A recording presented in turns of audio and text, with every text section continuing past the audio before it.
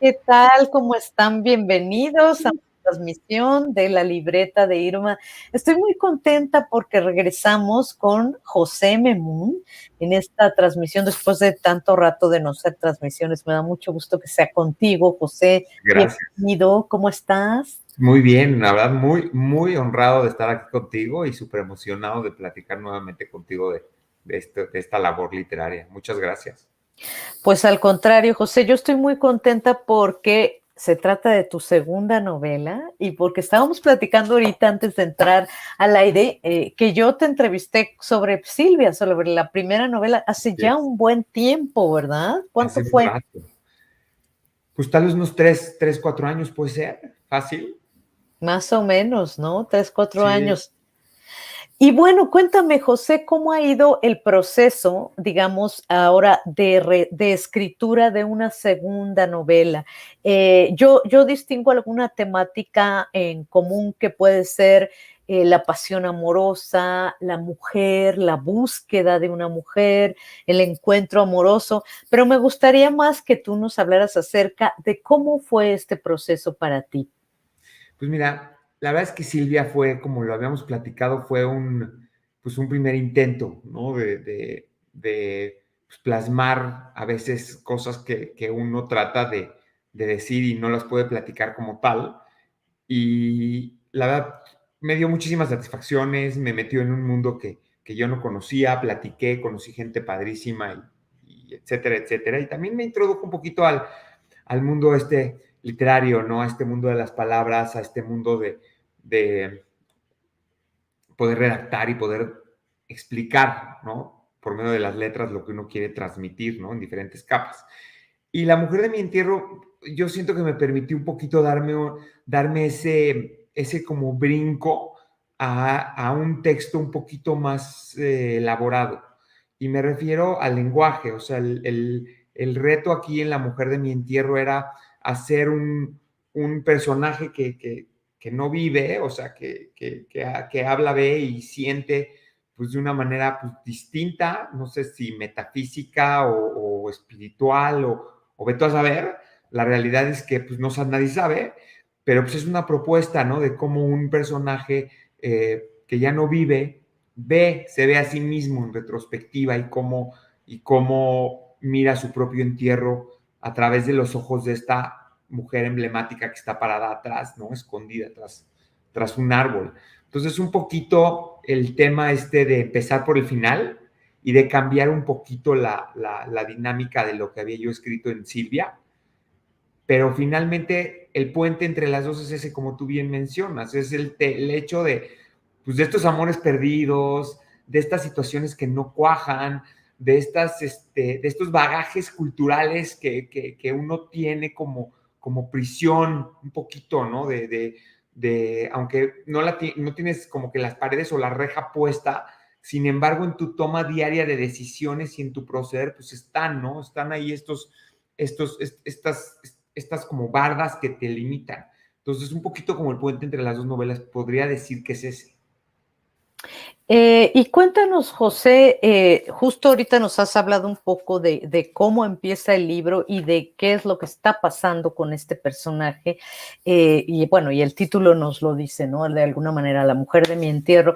Pero, ¿cómo fue, digamos, el proceso de decidir, yo quiero que este personaje empiece muerto y observando lo que está pasando el día, pues, de su funeral, ¿no? ¿Cómo fue que decidiste empezar por ahí? Lo primero que estuve como trabajando y un poquito tratando de descifrar era realmente lo que un panteón simboliza, ¿no? O sea, esta ambivalencia de un lugar donde estás pero no estás, de este lugar donde hay una mezcla de sentimientos, ¿no? Y más cuando se hace el ritual de un entierro, ¿no? Donde se simboliza el estado físico y material, de alguien que físicamente y materialmente no está con nosotros, ¿no? Entonces, el primer reto era cómo lograr el panteón como la atmósfera y como el escenario principal de esta historia, ¿no? Y cómo poder transgreder un poquito lo que siente un muerto cuando lo están enterrando, ¿no? Siempre como que eso me estuvo dando vueltas en la cabeza. Y pues la idea era esa, ¿no? O sea, retarme en ese sentido de cómo empezar en un panteón, porque pues siempre como que anduve con la cabeza pensando en esto, ¿no? O sea, o sea, una tumba, ¿no? O sea, ¿qué símbolo representa, ¿no? O sea, ¿por qué esta necesidad que tiene el ser humano de rescatar lo perdido, de ponerle lugar a lo que no tiene lugar, de simbolizar? Entonces, de cierta manera fue un poquito el hecho de tratar de usar el panteón y un entierro como la base de la historia, ¿no?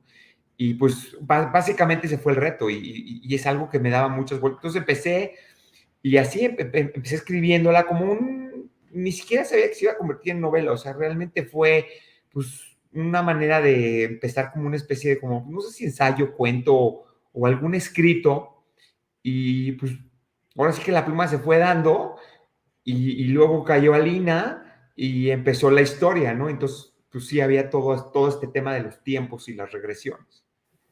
Ahora que mencionas a Alina, dijiste también en un momento en este principio de la entrevista, en el principio de esta entrevista, de estas dificultades que nos llevan a veces a establecer relaciones o hacer lo que nosotros realmente queremos hacer, ¿no?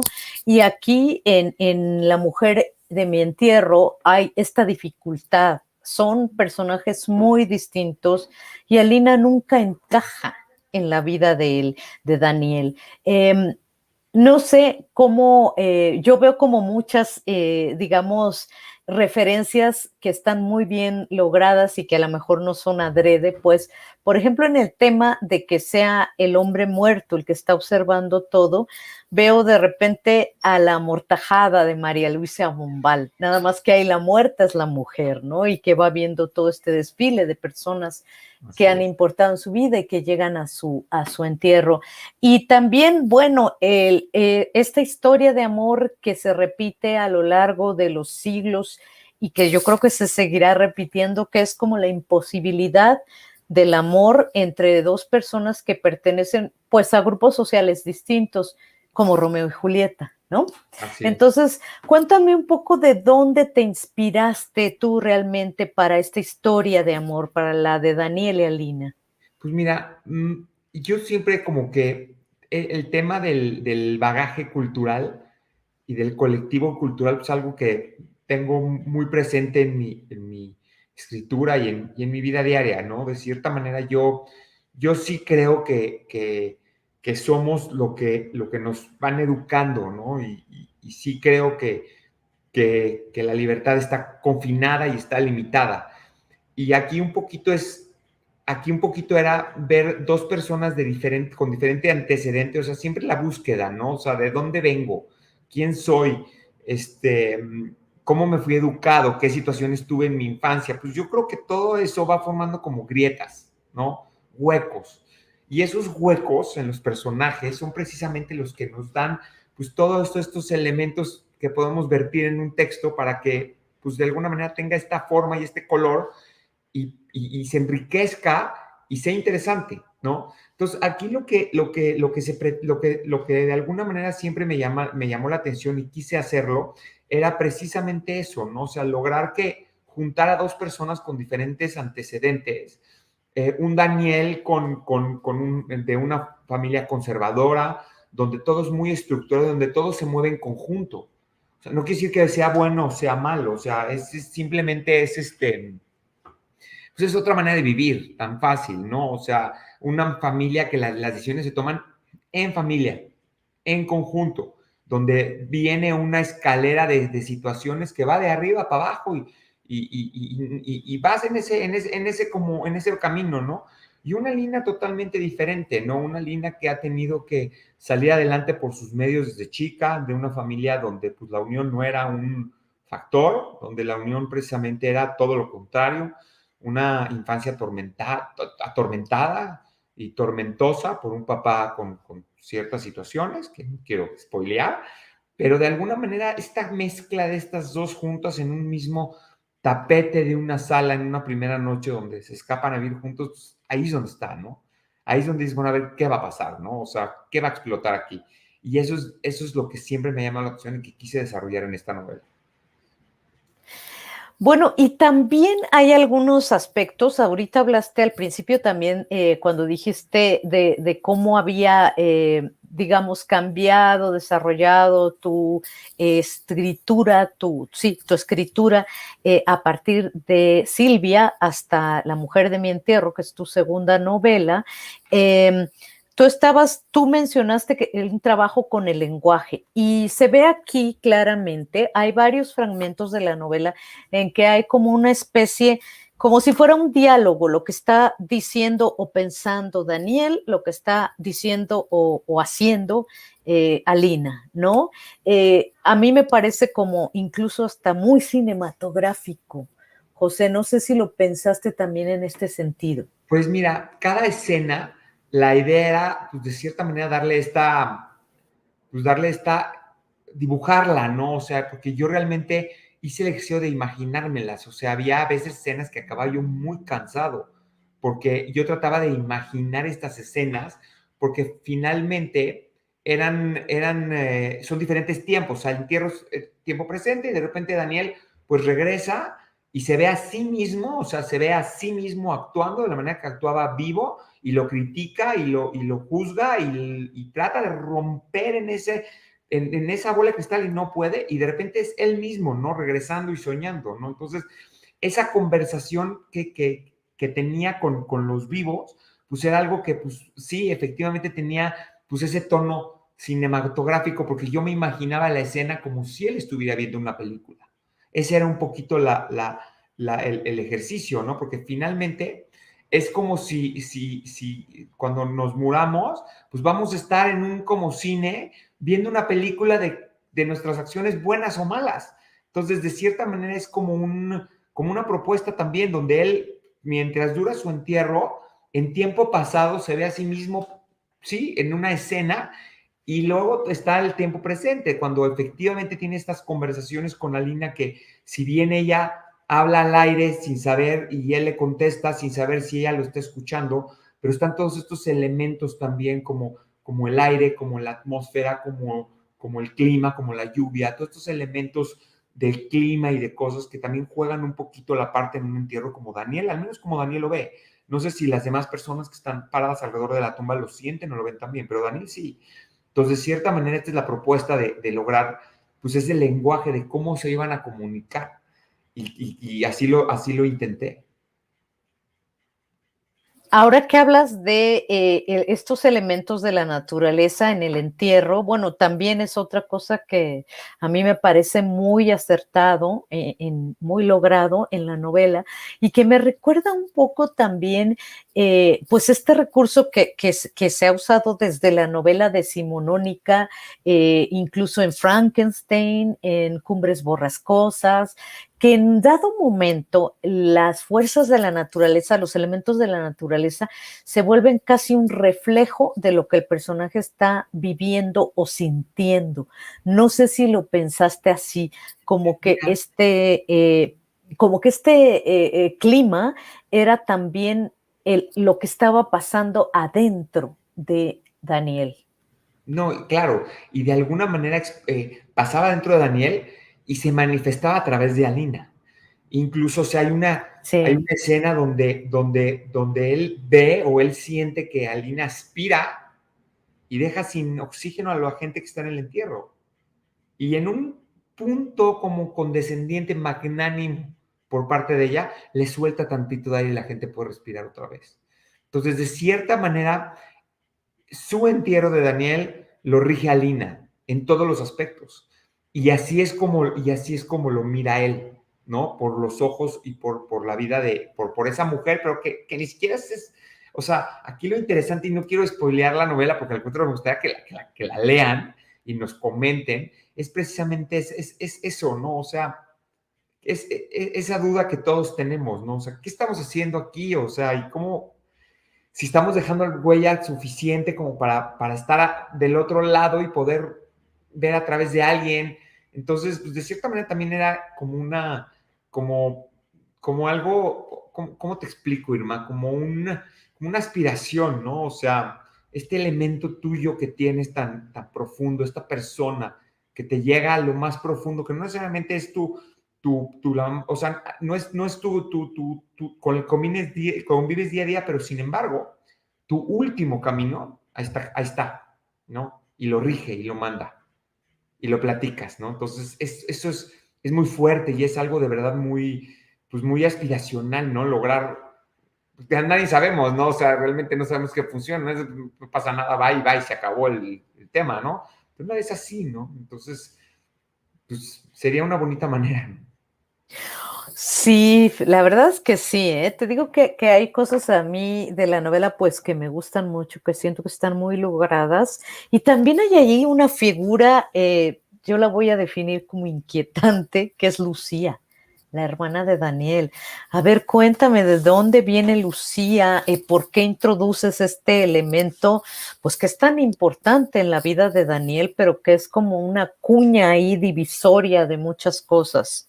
Sí, y Lucía es una hermana pequeña de Daniel, pero pequeña nada más en edad, pero de pequeña no tiene nada. Estos, estos elementos, volviendo al tema de las familias, ¿no? Estas familias se mueven en grupo, siempre hay alguien que como que truena el chicharrón, ¿no? Si me entiendes, ¿no? O sea, hay alguien que dice por acá y esto se hace así y que trae a los papás en jaque y que va como marcando el camino de la familia. Lucía en la vida de Daniel es eso. Es esa hermana pequeña, que no necesariamente, o sea, que se puede decir maquiavélica desde el punto en que obtiene lo que quiere, pero no necesariamente la odias, o sea, no necesariamente es malévola o malvada.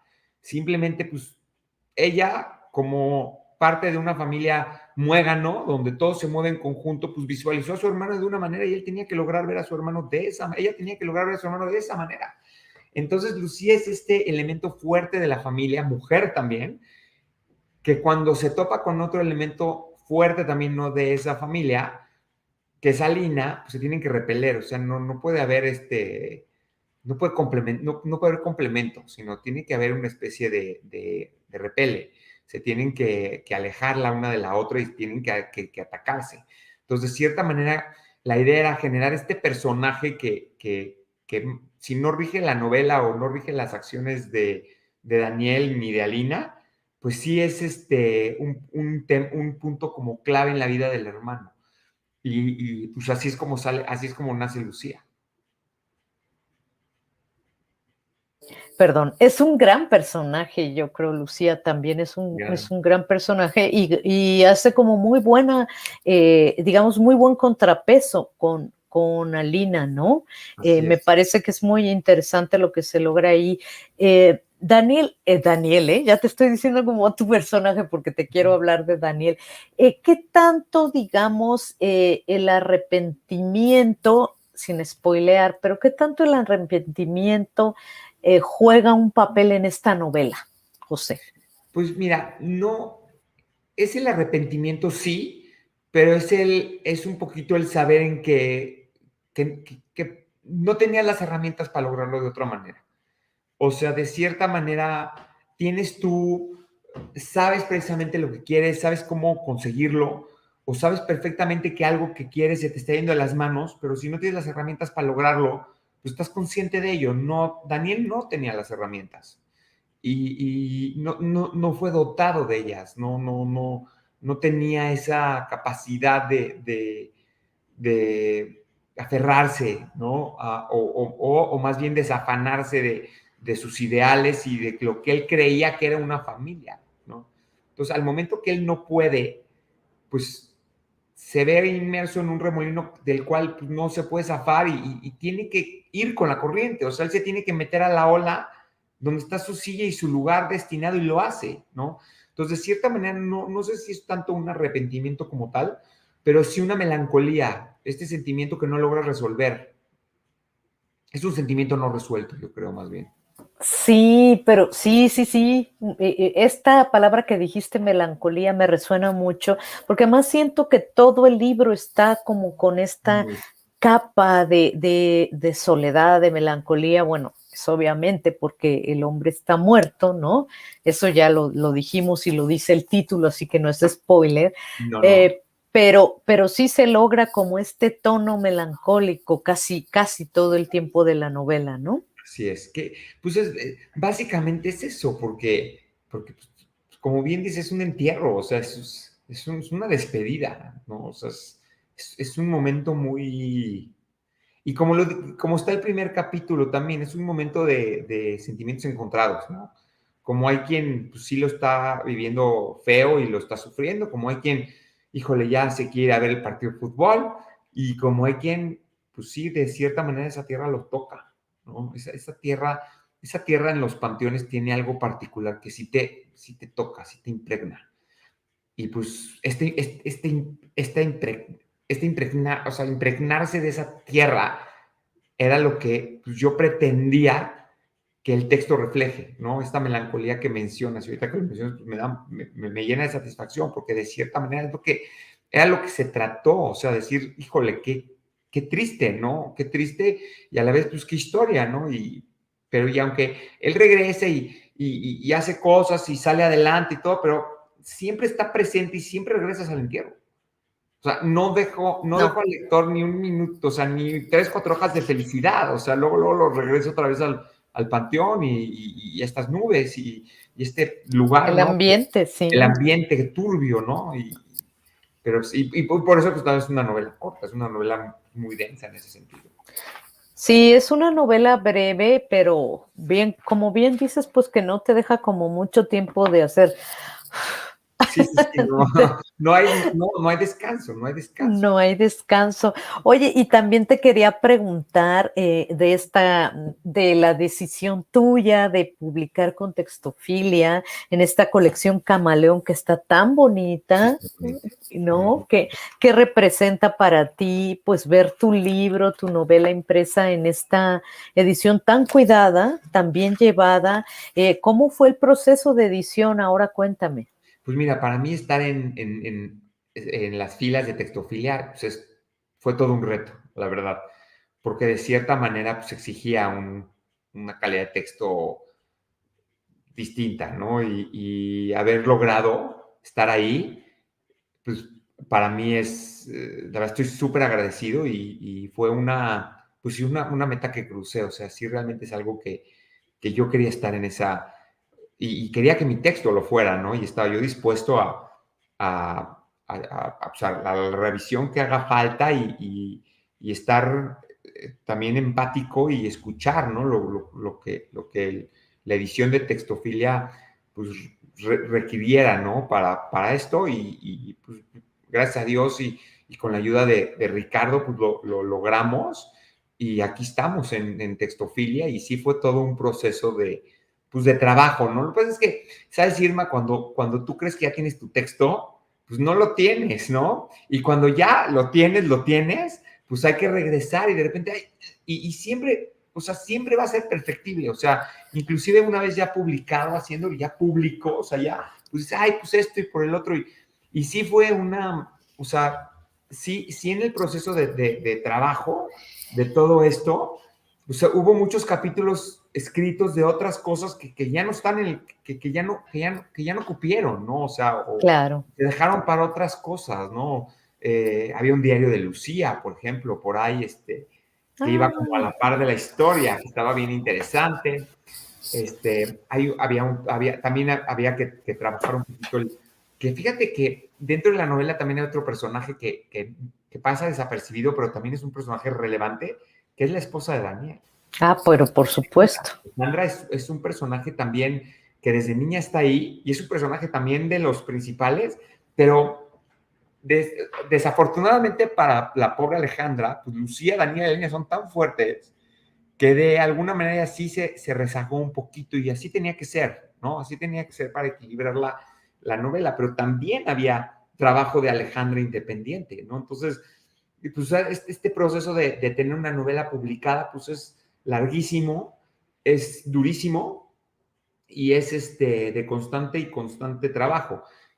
Pero sí, desde el principio nosotros cuando de alguna manera yo vi y analicé y pues ya tenía como que el draft final de lo que iba a ser mi segunda novela, pues sí, la meta era estar en las filas de Textofilia, definitivamente.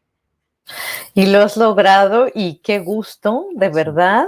Y ahora me gustaría que nos dijeras, bueno, ¿dónde se puede conseguir? Ya se puede conseguir casi en todos lados, supongo, así es, ¿verdad?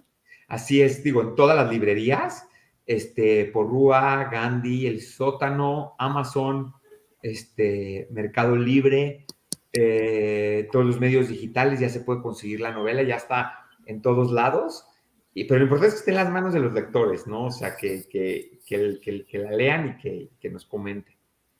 Eso siempre es lo más importante, ¿no? La retroalimentación con tus lectores, que además la presentaste hace poco, ¿no? En el Facebook de Textofilia. Sí, fíjate que hicimos Con, el jueves 2, hicimos una presentación con Beca Duncan, con donde becas, sí. estuvimos platicando también pues, también de la novela, de mi trabajo también como escritor y arquitecto, un poquito esta dualidad de profesiones y ya estuvimos Sí. platicando un buen rato de todo esto. Bien interesante, ¿no? Cómo vas de un lado a otro, supongo, en la vida. Pues sí, porque es que a mí lo que me gusta de la narrativa es esta capacidad que tienes de irte, ¿no? De Sí, meterte en un mundo paralelo, no necesariamente de ciencia ficción, no, o sea, ficción, porque siempre sigue siendo ficción, o sea, aquí hablamos de Daniel, hablamos de Alina, hablamos de todas estas gentes que no existen, son claro, completamente ficcionales, son ficción. Entonces, de sí. cierta manera, cuando te separas tantito, estás soñando despierto y es la verdad un oficio bastante, bastante bonito, ¿no? Siempre y cuando no te llegue el WhatsApp de alguna situación de acá y te azote de regreso, ¿no? Pero finalmente si tratas de apagar tu teléfono y de concentrarte en ciertas horas que no influyan o que no esté como que mucho flujo de información en otro trabajo, pues entonces sí puedes lograr esta concentración. Y básico para escribir. Así. Pues yo te agradezco mucho, José Memun. Me da muchísimo gusto, además, pues poder conversar contigo con tu Al contrario. acerca de tu segunda novela y ojalá que sigas publicando y publicando más, que no Amén, sea la pero última. sí, la idea es seguir trabajando y seguir pues buscando, ¿no? Estas respuestas al comportamiento humano por medio de las historias. Seguramente así será. Pues te agradezco mucho estos minutos, José Memun, y gracias a quienes nos acompañaron en esta transmisión, pues ya saben, se queda en el canal de YouTube de La Libreta de Irma. Chao, hasta Bye, gracias. pronto. Bye.